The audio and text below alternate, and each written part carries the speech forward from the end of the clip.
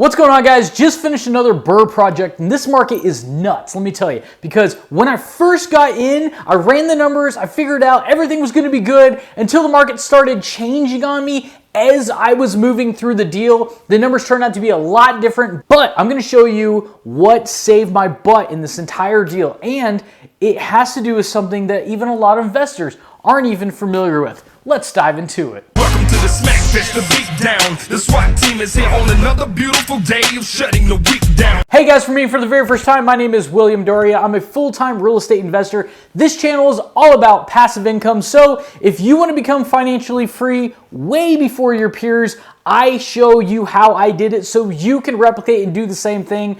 And in this case, we worked on a burr project. The burr strategy is when you buy, renovate, rent, refinance, and repeat. Basically, you take the same amount of money, you put it into a project, you pull all that money back out, and then you do it again and again and again. But what you're doing in the same time is you're leaving a trail of cash flow positive properties. And that is what I did in this example here. This is the property here. Nice big red brick home. It was a 5-bedroom when I bought it. I turned it into a 7-bedroom because I did it for appraisal values only. So the comps in this neighborhood were like high 3s, maybe low 4s. And after I did add a couple bedrooms, and it cost me an extra $15,000 or so, but I increased the value by about $90,000 or more, okay? So that's not what saved this deal though, okay? But what saved this deal is actually going through the Section 8 program. But hold on, we're gonna back up a little bit because I'm gonna tell you what crushed this deal initially and what really started putting it back was the APR, the annual percentage rate. See, I do private money only. I can't go to banks anymore, guys. They won't touch me, okay? I've reached my limit with them. They're done. You know, a real estate investor, they would turn around and say, don't let the door hit you in the you-know-where. So I came in with a private money investor when I very first started the process before I could get rate locked at 4.8%. Initially, they came in and they said this, hey, we need 6 months of seasoning, okay? 6 months of seasoning is this, is you have to own the property for 6 months before you can do a cash out refinance based on the new appraisal. See, they'll refi you earlier, but it's gonna be based off the purchase price. Obviously, it's worth more than you purchased it. You want it to be based off of this price, not this price. So you gotta wait 6 months in order to get your new appraisal. And then they hit me with something I haven't heard of before. They wanted 2 months worth of rental income as well. So I'm thinking, okay, well, this project just took me 6 months to do and get rented on top of that. And now I've got to sit back for another 2 months and wait for that as well.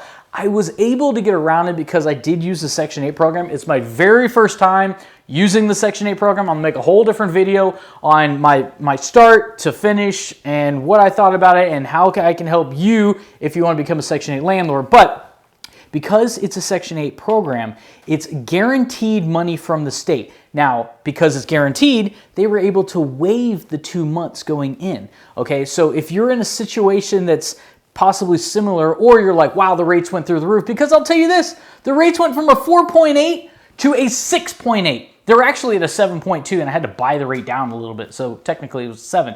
But a 4.8 to a 6.8, which obliterated the $200 per door, you know, cash flow that people like to hit at a minimum. My payment went up way more than $200, okay? So I had to go in, and initially I went in with this project being a Section 8 property because the market rate for this property, the everyday market rate that I could get from anybody, non-Section 8, is about $3,200 a month. And this was, many months ago when I first analyzed it. It's gone up. But $3,200 a month was the market rate for this property, okay? But through the Section 8 program, I was easily able to get $4,499, basically $4,500 a month for the same house.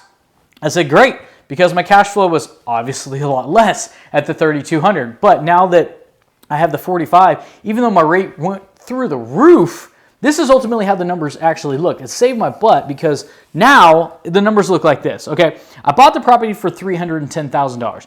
I put in $60,000 in rehab. These are all estimates. You have a little bit of holding costs. Holding costs are like, keeping the electricity on while you're working on it, keeping the water on, keeping the lawn mowed.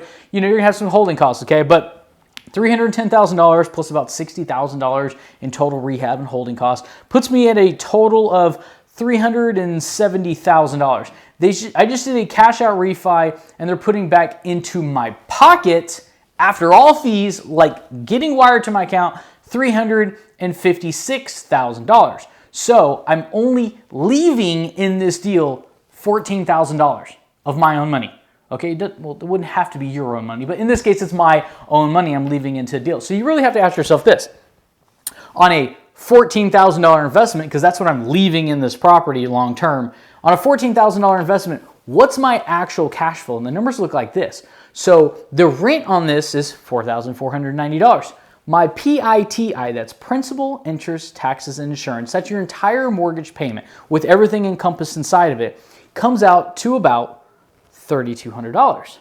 Okay, and you add property management fee to it as well, and you got some miscellaneous, but you net, this is a net number, okay, this isn't the total number, you net approximately $1,000 per month. So if you're netting $1,000 a month, and you only kept in $14,000 on that property to begin with, you're making $1,000 a month on an investment of $14,000. But wait, there's more. Sounds like an info commercial, I know, and I'm not even selling anything. Get this.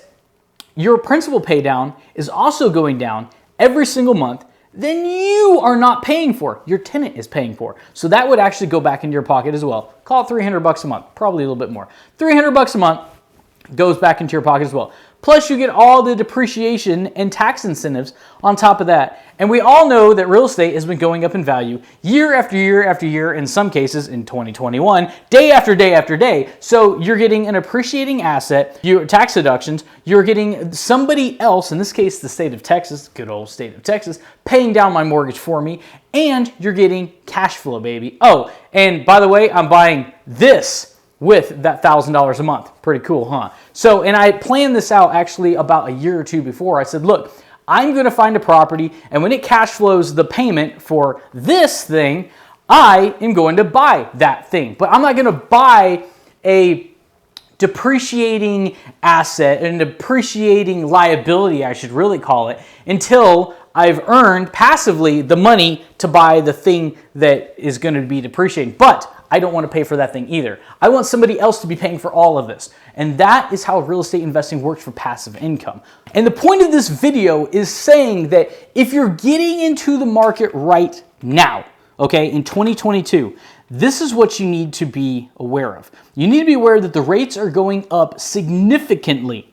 In my case, they went up 2 points from the time I started to the time I actually locked my rate in. So factor that in. Also, home prices haven't came down yet, but if interest rates keep going up and up and up and up and up, home prices will be affected in the long term. They will be, okay? So you got new builders that, like for instance, new build homes, they still have to pay a lot of money for their materials, so they can't come down as much. But the older homes that obviously, were worth 110 a couple years ago and now are selling for 250, those kind of homes are gonna have to start coming down in value because the average person looks at a home, they look at the monthly payment, okay? And if the APR, the average everyday market rate APR is a 5% when it used to be half of that, the same $250,000 home payment went up a lot. So to keep that payment the same, because if somebody's budget was $2,000, it's probably still $2,000. So that same $250,000 home,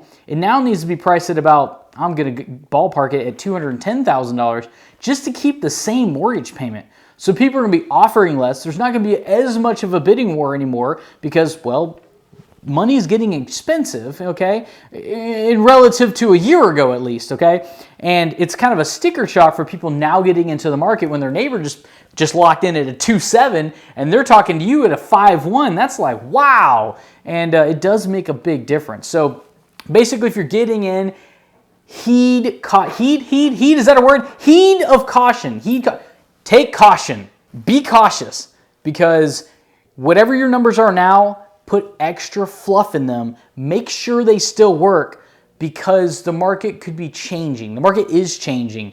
It hasn't affected home prices quite yet, but I think the home prices are going to start to soften a little bit. And I know that the interest rates are going to be ticking up, because the feds are talking about nothing but keep doing that, keep doing that, keep doing that. So if you're getting into a flip, if you're a wholesaler, you just keep that in mind, that prices might not be what they were, in 2021. So make sure that, hey, if I think I could turn this at 260, make sure and double check your ARVs, because people aren't necessarily going in as strong now that the interest rates are going up. And if you're a buy and hold guy myself and you have the property and it needs to be rehabbed and there's going to be a gap of time there, make sure that you basically can fill that gap in. Oh, here's a quick picture of Disney World in Florida. It's me and my son, and I took a break from making videos for a little while, and I really concentrated. I bought a duplex. I've been doing a lot of burrs and cash out refis, and I'll catch you up, guys, later. If you haven't already subscribed, be sure to do that. Let me know any comments below. I want to help you become